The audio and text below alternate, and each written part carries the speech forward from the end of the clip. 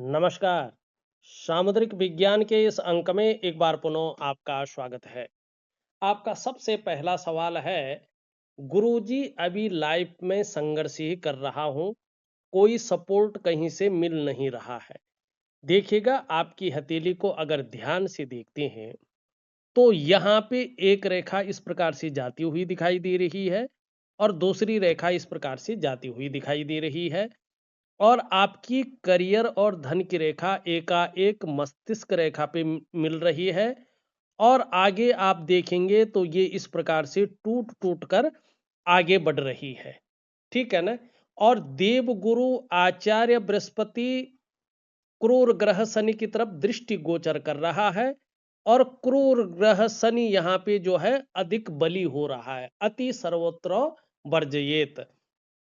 और यहाँ पे ये कोबड़ साथ में आ रही है और यहाँ पे चंद्रमा का जो ये भाग है ये पूरी तरह से ऊर्जा प्रोवाइड नहीं कर रहा है। एक ही साथ ये गुरु चांडाल योग बना रहा है प्रॉपर तरीके से। और जब ये स्थिति हथेली में आती है तो व्यक्ति के जीवन में जो करियर और धन का मामला है उसमें स्टेबिलिटी नहीं आती है, अस्थायित्व नहीं आता है। और जब यहाँ पे क्रॉस के चिन्ह बन जाए तो कहीं न कहीं ये 2-3 चीज़ों को दिखाता है। एक तो ये इशारा करता है कि दाँतों की समस्या आपको हो सकती है, कैविटी या दाँत घिस सकते हैं, कुछ भी। मानसिक स्थिति को ये कमज़ोर करता हुआ यहाँ पे दिखाई दे रहा है। इस समय आपके मित्र, यार, दोस्त थोड़ा बेकार किस्म के मिल सकते हैं, आपको सपोर्ट देने वाले नहीं मिलेंगे। और ख़ासकर अभी दिसंबर तक जो है, थोड़ा स्थितियाँ ज़्यादा भयानक रूप में हैं, तो आपको थोड़ा सँभल कर चलना है, धैर्य रख के चलना है और अपने इष्ट के प्रति पूरा समर्पण रख के चलना है।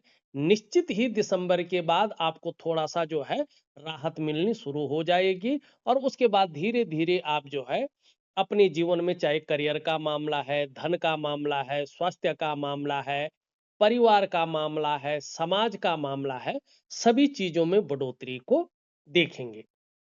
अभी यहाँ थोड़ा अकेला पसंद ये इस प्रकार की चीज़ों को दे रहा है, नर्वस सिस्टम थोड़ा नर्वस हो सकते हैं और जीवन में अभी थोड़ा उतार-चढ़ाव यहाँ पे दिखाई दे रहा है। पाचन तंत्र से संबंधित चीज़ों को भी ये यहाँ पे इंगित कर रहा है। दूसरी बात अगर ये देखा जाए तो इस तरफ झुकता हुआ दिखाई दे रहा है। तो दाम्पत्य जीवन का जो चरम सुख का भोग है उसके बीच में ये परिस्थितियां खड़ी कर रहा है। ठीक है ना? चाहे कोई भी स्थिति हो, दाम्पत्य जीवन का चरम सुख का भोग देता हुआ नहीं दिखाई दे रहा है। बच्चों को लेके भी थोड़ी सी परेशानी दिख रही है। जब यहाँ पे ये उठ रहा है तो ये जब उठता है तो गंभीर व्यक्तित्व देता है, इसका ये बहुत अच्छा इफेक्ट है, अच्छी चीज है। लेकिन अगर आप ध्यान से देखें तो बेवजह की चिंताएं ये देता है या कोई कोई ना कोई ऐसी वजहें बना लेता है जो व्यक्ति के जीवन में तनाव पैदा करे। सुबह उठने में ये आलस्य देता है। जब करियर और धन की रेखा बिल्कुल टूटी हुई होती है तो धन और करियर का जो मामला होता है इसमें स्टेबिलिटी नहीं आती है। करियर नीचे की ओर जाता है लेकिन ऊपर की ओर नहीं उठता है। तो इसके लिए मैं आपको एक बहुत अच्छी जो है एक साधना दे रहा हूं। थोड़ा वक्त लगेगा, दिसंबर के बाद ही चीजें ठीक से उभरनी शुरू हो जाएंगी। लेकिन दिव्य सूर्य क्रिया, दिव्य योग ध्यान क्रिया और महालक्ष्मी की रात्रि की जो साधना है वो आपको जरूर करनी है। अब तीसरी चीज अगर आप यहाँ पे देखेंगे तो चंद्रमा भी आपका बहुत अच्छा नहीं है। उसी क्वेश्चन का आंसर दे रहा हूं मैं जो आपने पूछा है।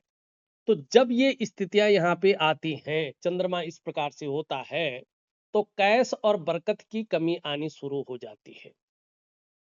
जल्दी जल्दी एंजाइटी, डिप्रेशन आने शुरू हो जाते हैं। कई बार इंसान का मन करता है वो अकेला बैठा रहे और ऐसे में माँ की तबीयत को लेकर भी चिंताएं रहती हैं। माँ के साथ कई बार संबंध भी खराब हो जाते हैं और सबसे बड़ी बात है, ऐसे में इंसान बिना वजह के ही समाज के नजरों में विलेन बन जाता है। देखिएगा, ये चंद्रमा तन मन धन तीनों का कारक है। ऐसे में तन भी खराब रहता है, मन भी खराब रहता है और धन के रिजल्ट भी खराब आने शुरू हो जाते हैं। इसके साथ ही अगर आप देखेंगे, इनकी मस्तिष्क रेखा भी पूरी तरह से चंद्रमा से प्रभावित हो रही है। तो कहीं ना कहीं जो है, बहुत ज्यादा सोचने वाला व्यक्तित्व ये बना रहा है। ज्यादातर हमेशा कल्पनाओं में डूबे रहने वाला व्यक्तित्व बना रहा है। कई बार आपका मन भी एकाग्रचित कम हो पाता है, लेकिन आगे चलकर श्रेष्ठ सफलता आपको हासिल होगी। लेकिन मन फिर भी कल्पनाओं में बहुत ज्यादा बना रहेगा। यहाँ पे तीसरी वजह है, ये कुबड़। ये एक अच्छी चीज जरूर देता है। ऐसा व्यक्ति बहुत अच्छा ज्ञानी होता है, बहुत अच्छी नॉलेज आपके पास है, ये इंगित कर रहा है। शार्प माइंड, इंटेलिजेंट व्यक्तित्व दे रहा है।